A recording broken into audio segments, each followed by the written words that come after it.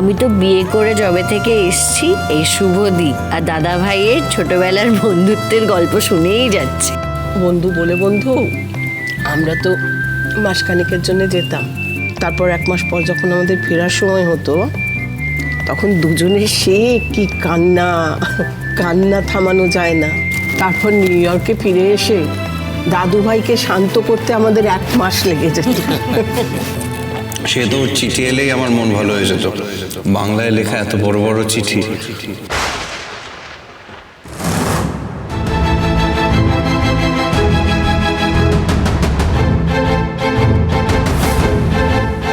যার কিচ্ছু মনে নেই তার শুভর লেখা চিঠিগুলোর কথা কি করে মনে থাকে?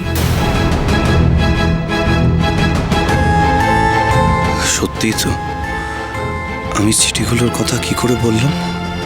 আচ্ছা দাদু ভাই, শুভর ওই চিঠিগুলোতে কি লেখা থাকতো মনে আছে তোমার? শুভর ব্যাপারে আর কি কি মনে আছে তোর আদি? বলছি তোমরা ওকে এসব নিয়ে আর কিছু জিজ্ঞেস করো না, ওর অসুবিধা হতে পারে। না মানে এই মুহূর্তে হয়তো আমার চিঠিগুলোর কথা মনে পড়ছে না, কিন্তু আগামী দিনে এরমই কোনো না কোনো বিষয়ে কথা বলতে বলতে আমার নিশ্চয়ই আরও কিছু মনে পড়ে যাবে। হ্যাঁ দাদু ভাই, তুমি ঠিকই বলেছ, এভাবেই তুমি আবার পুরোনো দিনে ফিরে যেতে পারবে। আচ্ছা, আজকে আমি অফিসে যাব। থাক না আদি, এত চাপ নিয়ে তোমাকে পুরনো জীবনে ফিরতে হবে না। কোথায় চাপ নিচ্ছি? অফিসে যাওয়ার জন্য লেট হয়েছে, আমি গিয়ে রেডি হয়ে আসি। হ্যাঁ,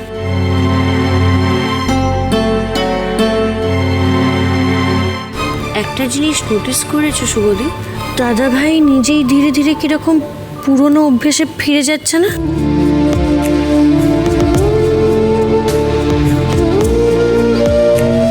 ঠাকুর, এত আশা দিয়ে আর আশাহত করো না। আমার আদিকে তুমি ঠিক করে দাও ঠাকুর, আমায় তুমি আমার ভালোবাসাকে ফিরিয়ে দাও, ফিরিয়ে দাও ঠাকুর। কি রে কেশব, আমার ওয়ালেট আমার রুমালটা দেখেছিস? হ্যাঁ,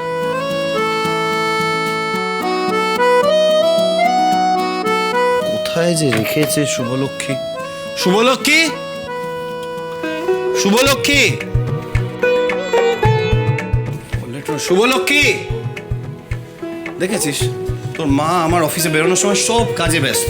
কোথায় যে আমার ওয়ালেট আর রুমালটা রেখেছে কিছু খুঁজেই পাচ্ছি না। ডাক তোমাকে, মাম্মা মাম্মা করে ডাক, মাম্মা মাম্মা মাম্মা। শুভলক্ষ্মী, ডাকছিলে? হ্যাঁ, আমার রুমাল আর আমার ওয়ালেট খুঁজে পাচ্ছিলাম না, একটু খুঁজে দেবেন প্লিজ?